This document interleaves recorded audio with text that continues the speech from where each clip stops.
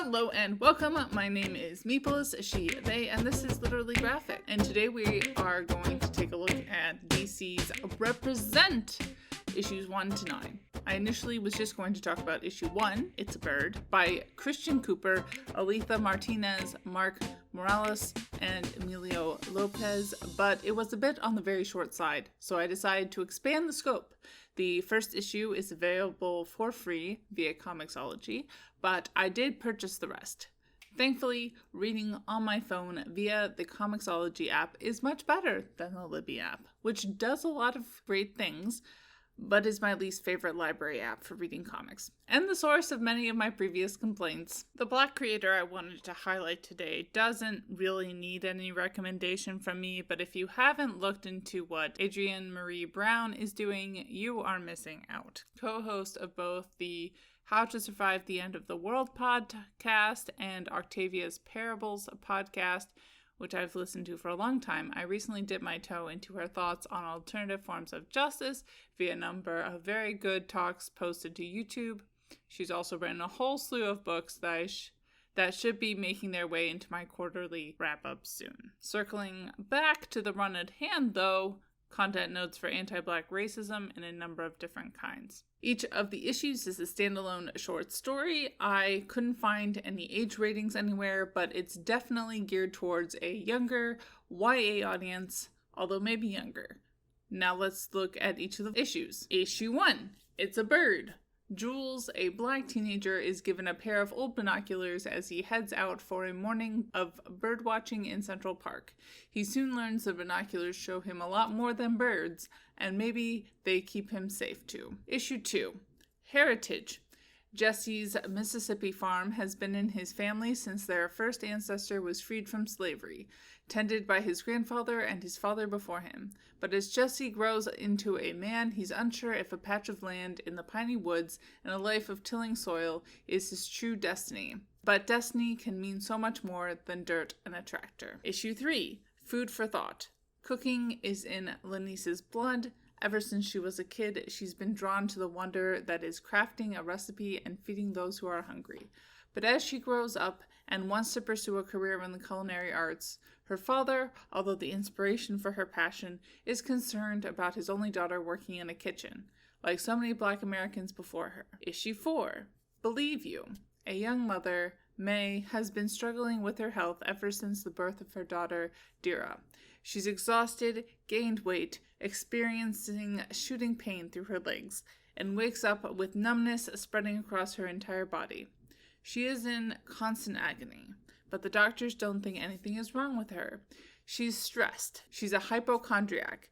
It's just fatigue. And despite everything May does to make herself better, she still feels alone, until she finally finds a way to advocate for her health and finds an ally who does more than prescribe. They listen. Issue 5, My Granny Was a Hero.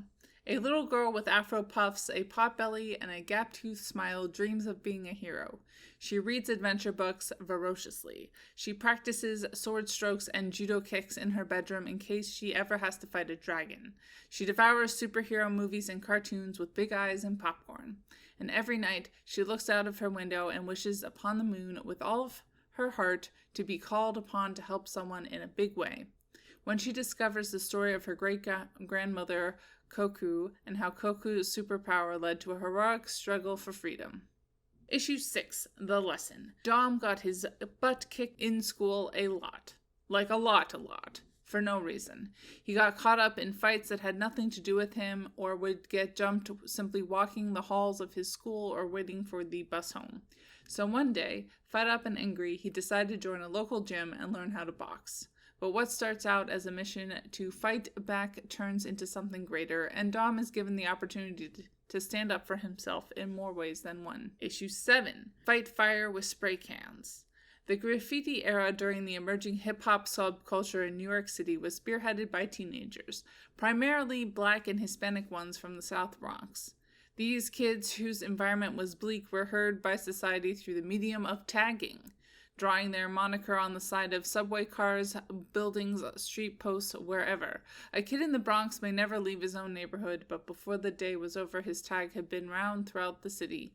And in the wake of the shooting of Trayvon Martin, one such kid, the 14-year-old son of Nigerian immigrants, is about to learn just how powerful his voice can be when it comes out of a spray can. Issue 8. In Defense of Free Speech. In the summer of 1991, a professor gave a speech on slavery and some of the groups of people responsible for it. These groups weren't happy. The professor was threatened, called a professor of hate, and was concerned for his safety. As a member of a community organization based out of City College in Harlem, Stephen and a group of his friends become the professor's ad hoc security team. They knew they couldn't save him from serious threats, but maybe they could save him from an assassination attempt. Issue 9. Weight of the World. High school graduation is around the corner, and everyone keeps telling Justin he's got a great future ahead. The problem is, he doesn't know what he wants yet. I was really impressed with how full these stories felt. I don't always have an easy time connecting with short stories, but they felt so very grounded in real life that it was very easy to weave in and out of each installment. While highlighting some different aspects of life to what I assume is a younger audience, it never felt didactic or like I was in a PSA. I'll definitely be looking out for other works by these creators. The art was also very solid for DC. As far as gender representation, while it does stick to the binary, I did appreciate the equal weight being put on the stories of men and women. The total lack of queerness was a gaping absence, though, and I hope that they do end up including some more diverse gender and/or sexuality. There are at least a few more issues pending, so it's definitely a possibility. Race was obviously a highlight for this series. Class is obviously at play, but I didn't feel it was necessarily highlighted. As far as ability versus disability, it was very welcome that one of the issues highlighted the way doctors ignore Black people. And the grandmother in issue 5 had a very smart cane. Overall, I ended up rating each issue 4 out of 5 stars and would recommend. Bye y'all, keep reading and resist white supremacy.